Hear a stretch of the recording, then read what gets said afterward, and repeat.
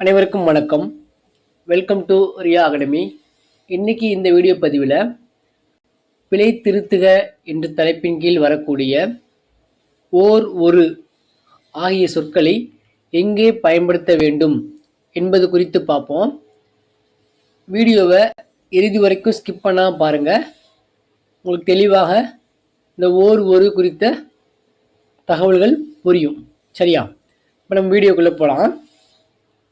இந்த ஓர் ஒரு ஆகிய இரண்டு சொற்களுமே ஒன்று என்ற எண்ணிக்கையை குறிப்பதற்காக பயன்படுத்தப்படுகிறது.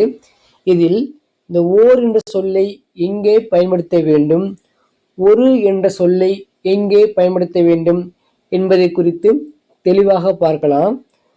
பாருங்க, ஒரு சொல்லானது உயிரெழுத்தில் தொடங்கினால் அதற்கு முன் ஓர் என்னும் சொல்லை பயன்படுத்த வேண்டும். ஒரு சொல்லானது உயிர்மெய் எழுத்தில் தொடங்கினால் அதற்கு முன் ஒரு என்னும் சொல்லை பயன்படுத்த வேண்டும். அதாவது உங்களுக்கு தெரியும், தமிழில் மொத்தம் 12 உயிரெழுத்துக்கள் உள்ளது.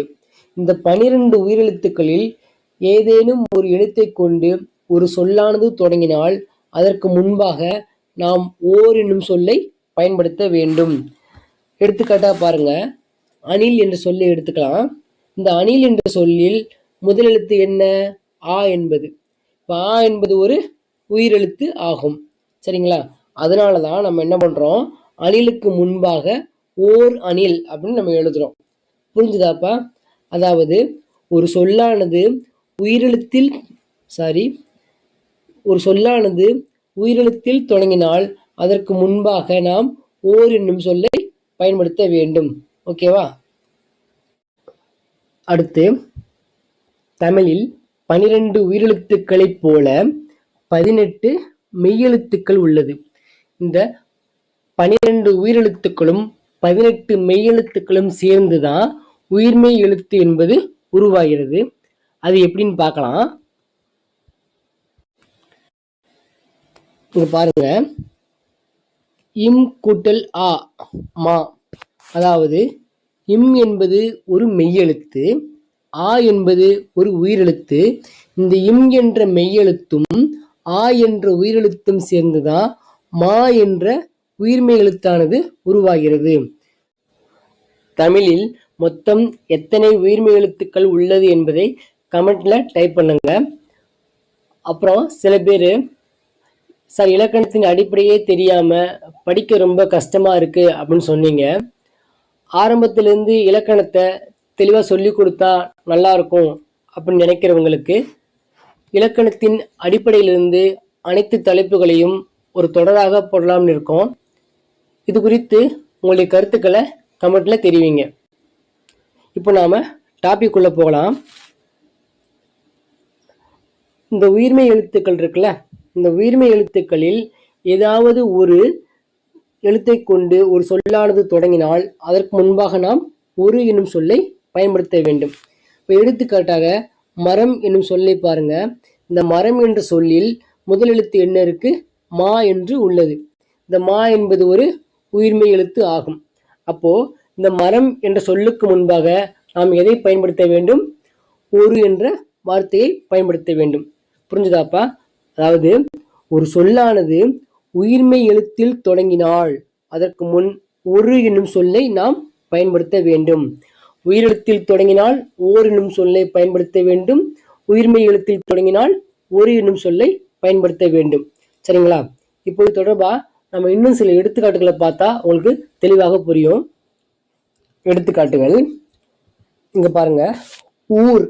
ஊர் என்ற வார்த்தையில முதல் எழுத்து என்ன இருக்கு? ஊ என்பது இருக்கா? இந்த ஊ என்பது ஒரு உயிரெழுத்து. அதனால நம்ம என்ன பண்றோம்? ஓர் என்று எழுதுகிறோம். ஓர் ஊர். சரியா?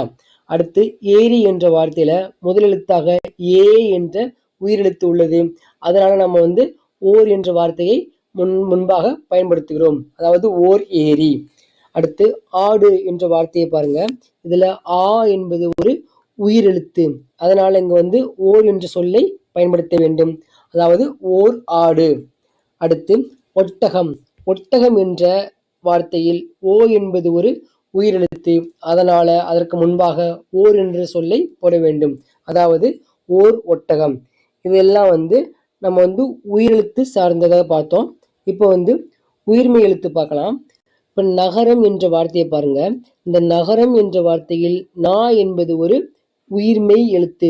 அதனால அதற்கு முன்பாக நம்ம ஒரு என்ற வார்த்தையை எழுத வேண்டும். அதாவது ஒரு நகரம் என்று சொல்ல வேண்டும்.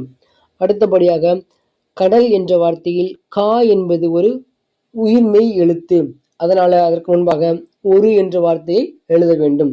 அதாவது ஒரு கடல். அடுத்து பள்ளி என்ற வார்த்தையில் பா என்பது ஒரு உயிர்மெய் எழுத்து. அதனால அதற்கு முன்பாக ஒரு என்ற வார்த்தை எழுத வேண்டும்.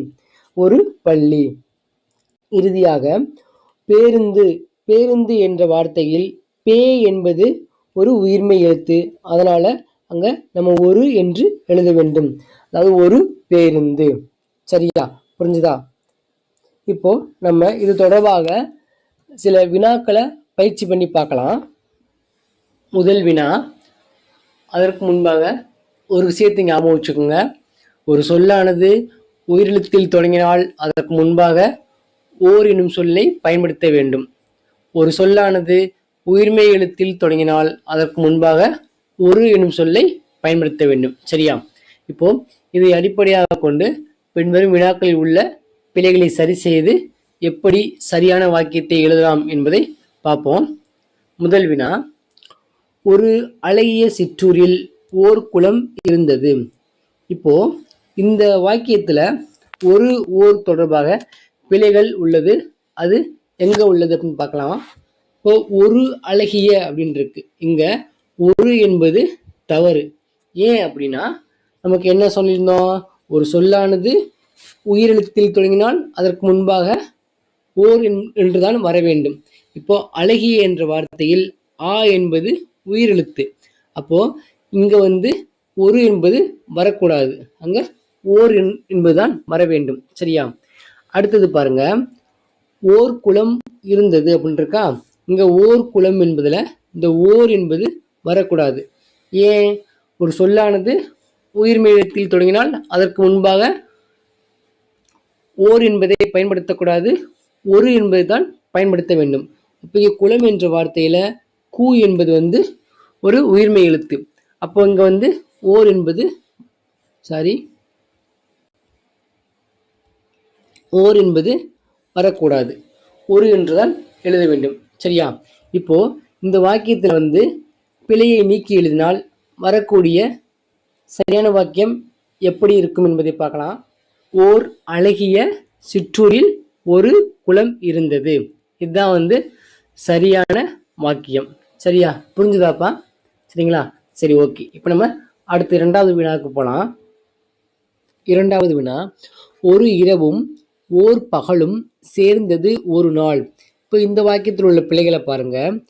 ஒரு இரவும் என்று உள்ளதா. இங்க ஒரு என்பது வரக்கூடாது. ஏன் அப்படின்னா இரவும் என்ற வார்த்தையில ஈ என்பது உயிரெழுத்து. அப்போ உயிரெழுத்தை தொடங்கினால் அங்க நம்ம ஓர் என்றுதான் பயன்படுத்த வேண்டும். சரியா?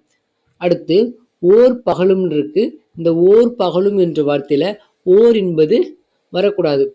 ஏன் அப்படின்னா பகலும் என்ற வார்த்தையில் பா என்பது உயிர்மெய் எழுத்து. அப்போ இங்க ஓர் என்பது வரக்கூடாது. ஒரு என்றுதான் எழுத வேண்டும். சரியா? அடுத்து மூன்றாவது வினா பாருங்க. இந்த வினாவில் உள்ள பிழைகளை பாருங்க. ஓர் அரசரும் ஒரு அமைச்சரும் சேர்ந்து நாட்டின் வளத்தை மேம்படுத்த ஒரு திட்டத்தை வகுத்தனர். இப்ப இந்த இதுல ஓர் அரசரும் என்பதுல இது சரியாக வந்துள்ளது. சரியா? அடுத்ததுல ஒரு அமைச்சரும் இருக்கான். இங்க ஒரு என்பது வரக்கூடாது. ஏன்னா அமைச்சரும் என்ற வார்த்தையில ஆ என்பது உயிரெழுத்து. அப்போ அங்க ஒரு என்பதுதான் ஓர் என்பதுதான் வர வேண்டும். சரியா? அடுத்தது பாருங்க. வேற எங்க இருக்கு? ஒரு திட்டத்தை வகுத்தனர். இந்த ஒரு திட்டத்தில சரியாக தான் வந்துள்ளது. சரியா? இப்போ இதில் உள்ள பிழைகளை நீக்கி நம்ம எழுதணும் அப்படின்னா சரியான வாக்கியங்கள் எப்படி இருக்கும் என்பதை பாருங்க. ஓர் இரவும் ஒரு பகலும் சேர்ந்தது ஒரு நாள். அடுத்ததுல ஓர் அரசரும் ஓர் அமைச்சரும் சேர்ந்து ஒரு நாட்டின் வளத்தை மேம்படுத்த ஒரு திட்டத்தை வகுத்தனர். இதுதான் பிழைகள் நீக்கி எழுதப்பட்ட சரியான வாக்கியங்கள். சரியா? இப்போ நான் ஒரு 5 பயிற்சி வினாக்கள் உங்களுக்கு கொடுக்குறேன். அந்த பயிற்சி வினாக்களில் உள்ள பிழைகளை சரி செய்து சரியான வாக்கியங்களை கமெண்ட்ல தெரிவிங்க. இதுதான் அந்த 5 பயிற்சி வினாக்கள். இந்த வினாக்களில் உள்ள பிழைகளை சரி செய்து சரியான வாக்கியத்தை கமெண்ட்ல சொல்லுங்க. மேலும் ஓர் தொடர்பாக ஏதேனும் சந்தேகம் இருந்தால் அதையும் கமெண்ட்ல கேளுங்க. நான் உங்களுக்கு அதற்கான பதிலை சொல்றேன். இந்த வீடியோ உங்களுக்கு பிடித்திருந்தால் லைக் பண்ணுங்க. இதை உங்களுடைய நண்பர்களுக்கும் ஷேர் பண்ணுங்க. இந்த வீடியோ பார்த்த உங்கள் அனைவருக்கும் நன்றி. அடுத்த வீடியோ பதிவில் பார்க்கலாம்.